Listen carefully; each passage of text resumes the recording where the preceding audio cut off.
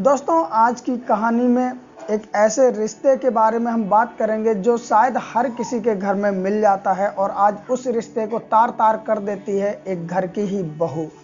दोस्तों, आज की कहानी में एक बहू होती है और एक उसी के घर का उसी का ससुर होता है।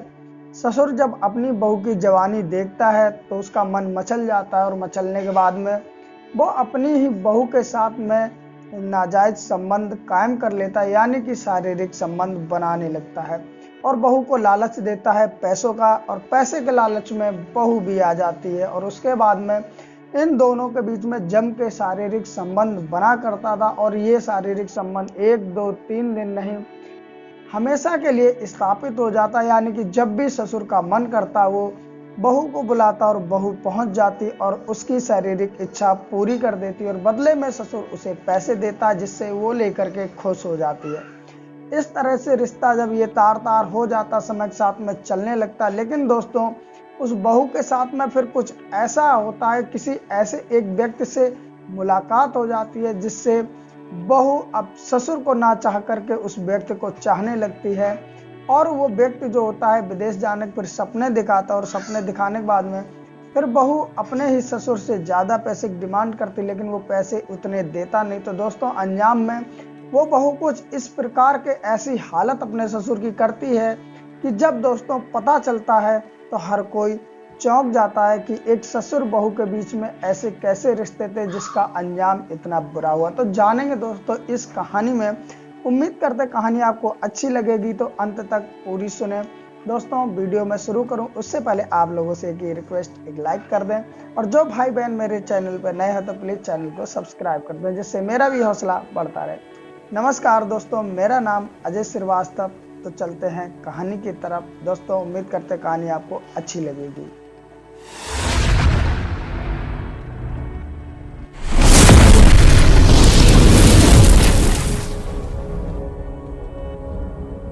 दोस्तों, आज की जो कहानी है ये कहानी है गुजरात से, और गुजरात में एक ज़िला लगता है जिस ज़िले का नाम है खेड़ा।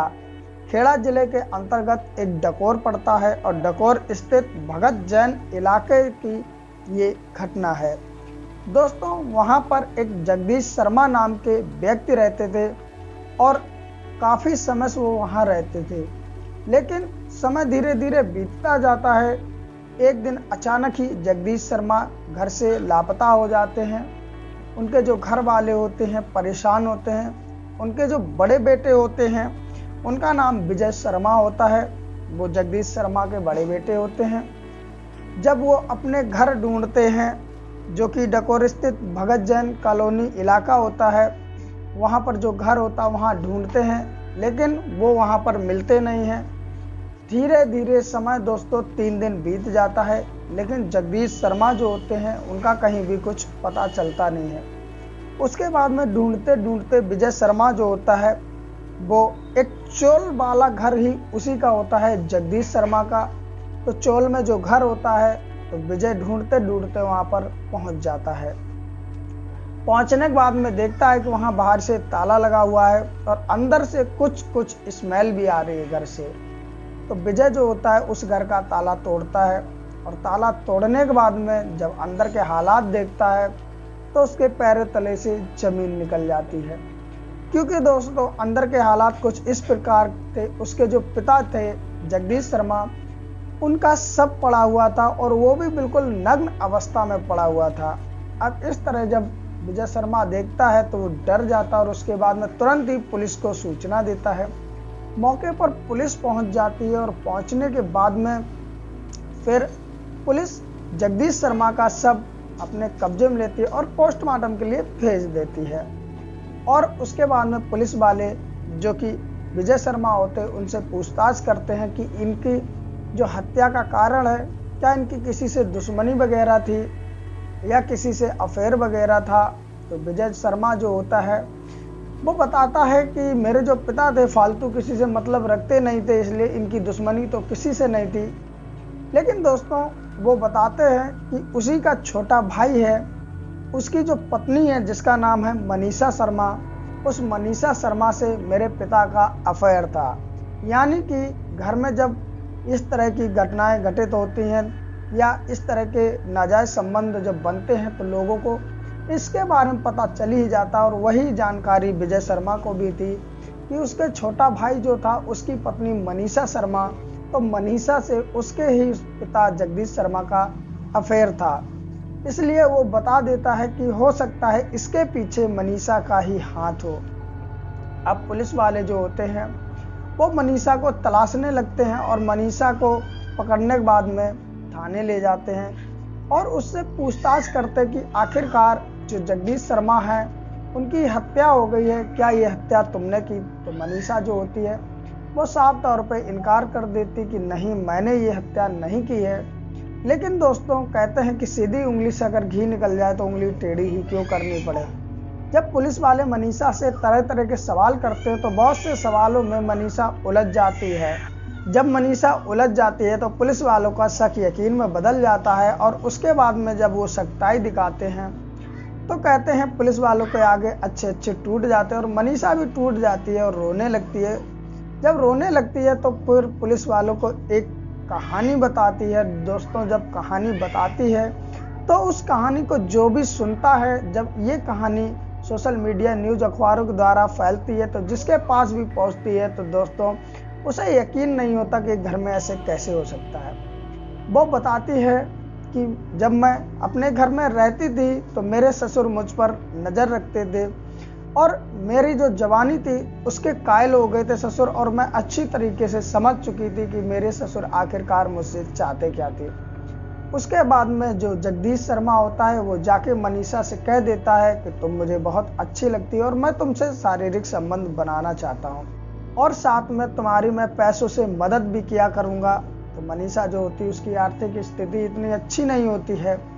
पैसों के लालच में मनीषा राजी हो जाती है और राजी होने के बाद में फिर वो अपने ससुर के साथ में शारीरिक संबंध जब पहली बार बनाती है तो उसके ससुर को इतना अच्छा लगता है, क्योंकि किसी बूढ़े बाड़े को जब जवान स्त्री मिल जाए तो आप सोच सकते हो तो वो जी भर के जब तक उसकी इच्छा होती है मनीषा के साथ में शारीरिक संबंध बनाता, क्योंकि मनीषा जो होती वो दिखने में खूबसूरत और सुंदर भी होती है।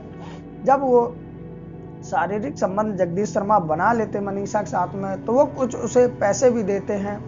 मनीषा जो होती है पैसे पा करके खुश हो जाती है और साथ ही साथ में अब वो ससुर के साथ अफेयर में हो जाती है। अब दोस्तों समय बीतता रहता है और इधर जब भी जगदीश शर्मा को ज़रूरत पड़ती तो वो मनीषा के घर पहुंच करके उससे शारीरिक संबंध बनाया करते थे, अपने शरीर की भूख मिटाया करते थे। लेकिन दोस्तों किसी ने कहा है कि पाप का घड़ा एक ना एक दिन जरूर फूटता है। अब ये धीरे धीरे समय चलता रहता है, कई महीने गुजर जाते हैं दोस्तों, लेकिन इनका संबंध इस तरह चलता रहता है और धीरे धीरे ये अफवाह आसपास के लोगों में भी पहुंच जाती है। जो बड़ा भाई विजय होता है यानी मनीषा का जेठ, वो भी इस बात को सुनता है तो वो भी कहता है अपने पिता से ये गलत है। लेकिन दोस्तों जिसे इस चीज़ का चस्का लग जाए वो मानने वाला कहाँ होता है। अब जो जगदीश शर्मा होते अक्सर इसी के पास मनीषा के पास जाया करते थे और उससे संबंध बनाया करते थे। समय धीरे धीरे बीतने लगता है। मनीषा के पास में एक एंड्रॉयड फ़ोन होता है, उसे भी चलाया करती है। मनीषा जब एक दिन फेसबुक चला रही होती है तो फेसबुक के जरिए ही एक व्यक्ति से उसका संपर्क हो जाता है। अब दोस्तों वो व्यक्ति हैंडसम था, नौजवान था। अब इधर मनीषा जब उससे बातचीत करने लगती है फेसबुक के ही जरिए तो दोस्तों इधर उसके ससुर जो होता है उससे लगाव कम हो जाता है। अब उसका ससुर जब आता है मनीषा के साथ में संबंध बनाता तो जितना प्यार से वो पहले संबंध बनाती थी उतना प्यार नहीं दिखाती थी और साथ ही साथ में उससे अब टेढ़ी टेढ़ी भी बातें किया करती थी। अब जो ससुर होता वो कहता आखिरकार बात क्या, लेकिन मनीषा कुछ भी बताती नहीं है। समय धीरे धीरे गुजर रहा होता है और वो जो व्यक्ति था जो फ़ोन के जरिए जिससे मनीषा मिली थी, अब वो व्यक्ति अब मनीषा को अपनी प्यारी प्यारी बातों में उलझा देता है, यानी कि फंसा लेता है और उसके बाद में उसको विदेश जाने के भी सपने दिखाने लगता और कहता है कि मैं विदेश जाकर के काम करता हूँ और तुम्हें भी साथ में ले चलूँगा और तुम भी वहाँ मौज करना। अब मनीषा के दिमाग में तो बस एक ही बात बैठ जाती है कि मैं विदेश जाऊँगी और तरह तरह से मौज मस्ती करूँगी। समय धीरे धीरे बीत रहा होता है और धीरे धीरे काफ़ी समय बीत जाता है। मनीषा को पूरी तरह वो व्यक्ति अपने ही शीशे में उतार लेता है, यानी कि मनीषा पूरी तरीके से फेसबुक वाले व्यक्ति की दीवानी हो जाती है। अब जो फेसबुक वाला व्यक्ति होता है वो कहता है कि एक काम करो, तुम 2 लाख रुपए के आसपास का इंतजाम कर लो और उसके बाद हम तुम यहाँ से विदेश चलेंगे। अब मनीषा के पास इतने पैसे होते नहीं है, तो 2 लाख का इंतजाम करे तो करे कहाँ से। उसके बाद में वो जब उसका ससुर आता है संबंध बनाने के लिए, तो वो जब संबंध बनाती है उसके बाद में वो कहती है कि मुझे 2 लाख रुपए की ज़रूरत है, तुम मुझे 2 लाख रुपए दे दो। जब मनीषा अपने ससुर जगदीश शर्मा से 2 लाख रुपए मांगती है, जगदीश शर्मा जो होता है वो मना कर देता, कहता इतने पैसे मैं नहीं दे सकता तुम्हें, मैं तुम्हारी आर्थिक मदद तो कर सकता हूँ लेकिन इतने पैसे नहीं दे सकता हूँ। अब मनीषा जो होती है बार बार वो दबाव बनाने लगती है अपने ससुर के ऊपर। जब भी उसका ससुर आता है उससे संबंध बनाता है, वो 2 लाख रुपए की डिमांड करती, लेकिन उसके पास 2 लाख रुपए होते नहीं या वो देना नहीं चाहता, जो भी हो वो देता नहीं है। उसके बाद में मनीषा जो होती है अपने ससुर से चिढ़ जाती है, खिसिया जाती है और उसके बाद में वो फेसबुक वाले व्यक्ति से कहती है कि मेरे पास 2 लाख का इंतजाम हो नहीं पा रहा। तो वो व्यक्ति कहता तो तुम यहीं पर रहो, मैं अकेला ही चला जाऊंगा विदेश, तुम मत जाना मेरे साथ में। अब मनीषा जो होती है वो कहती नहीं नहीं मुझे भी साथ लेके चलो। तो व्यक्ति कहता किसी भी तरीके से करके 2 लाख रुपए कर लो तुम और उसके बाद मेरे साथ विदेश चलना। अब इधर जो मनीषा होती है वो फाइनली सोच लेती है कि आज या तो ससुर 2 लाख रुपए देंगे या फिर आज इनका काम तमाम करना है, और वो एक प्लान बनाती है और प्लान के मुताबिक एक तेज़दार हथियार होता है वो अपने साथ रखती है। उसके बाद में अपने ससुर को बुलाती है। जब ससुर आ जाता है तो वो कहती है कि आज यहाँ पर संबंध नहीं बनाएंगे, आज हम चोल वाले घर में संबंध बनाएंगे। अब जो उसका ससुर होता है वो तो अपनी बहू मनीषा का दीवाना ही होता है। उसके कहने पर वो वहाँ से जाते हैं, चोल वाले घर में पहुँचते हैं। वहाँ पर पहुँचने के बाद में दोनों ही निर्वस्त्र हो जाते हैं और उसके बाद में उसका ससुर मनीषा के साथ में शारीरिक संबंध बनाने लगता है। जब वो शारीरिक संबंध बना रही होती है तो साथ ही साथ में वो अपने ससुर से कहती है कि मुझे 2 लाख रुपए दे दो, मुझे बहुत ज़्यादा ज़रूरत है। तो उसका ससुर जगदीश शर्मा फिर से मना करता कि मैं 2 लाख रुपए नहीं दूंगा। मनीषा जो होती है शारीरिक संबंध तो बना ही रही होती, साथ ही साथ में वो बार बार पूछ रही होती है और मनीषा बहुत ज़्यादा गुस्से में आ जाती है। ससुर से कहती मैं आखिरी बार पूछ रही तुम मुझे 2 लाख रुपए दोगे या नहीं। तो जगदीश शर्मा फिर से मना कर देता मैं नहीं दूंगा। इसी के चलते जो मनीषा होती है प्लान के मुताबिक जो तेजदार हथियार लाई थी उसे निकालती है और अपने ससुर यानी जगदीश शर्मा के प्राइवेट पार्ट पर ही वार कर देती है। और उसके बाद में जब वो वार करती है तो प्राइवेट पार्ट के साथ साथ में जगदीश शर्मा के सर में भी वो तेजदार हथियार से वार कर देती है, जिस पे जगदीश शर्मा की मौके पर ही वहीं पर मौत हो जाती है। और साथ ही साथ में फिर वहाँ से वो अपने कपड़े पहनती है और वहाँ से भाग जाती है और बाहर से ताला लगा देती है। और पोस्टमार्टम रिपोर्ट में भी यही आता है कि जगदीश शर्मा के प्राइवेट पार्ट पर भी वार किया गया और सर पे भी वार किया गया। इस तरह जब दोस्तों मनीषा पूरी कहानी बताती है कि पैसे ना देने के कारण उसने अपने ससुर की हत्या कर दी, तो दोस्तों जो भी फिर ये सुनता है परेशान हो जाता कि एक बहू अपने ही ससुर के साथ में पहले गलत तरीके के संबंध में रहती है और फिर उसका लालच इतना बढ़ जाता है कि जब उसका जो ससुर होता है पैसे नहीं देता है तो वो उसकी हत्या कर देती है।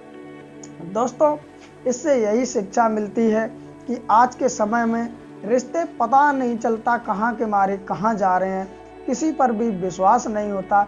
एक बाप ने ही अपने बेटे की जो बहू होती है उसी पे गंदी नज़र डाल दी और उसके अंजाम में उसे सज़ा मिली तो मिली क्या, उसकी आखिरकार हत्या होगी। तो दोस्तों आज की कहानी को लेकर के आप लोगों की क्या राय है, अपनी राय हमें कमेंट में लिखकर ज़रूर भेजें और साथ के साथ आप कहानी कहाँ से देख रहे हैं ये भी बताएं। और दोस्तों वीडियो अच्छी लगी हो तो एक लाइक करें और दोस्तों ये वीडियो ज़्यादा से ज़्यादा शेयर करें जिससे और भी लोग जागरूक हो सके। दोस्तों मेरा कहानी सुनाने का मतलब किसी की भावनाओं को ठेस पहुंचाना नहीं, बस आप लोगों को जागरूक करना है। दोस्तों इस तरह की वीडियो और चाहिए तो चैनल सब्सक्राइब करें और उसके बाद में एक बेल आइकन आएगा उसे दबाकर ऑल पे कर दें, जिससे मेरी हर कहानी आप तक पहुँचती रहेगी। दोस्तों अपना ख्याल रखें, फिर मिलते किसी और कहानी के साथ, तब तक के लिए नमस्कार।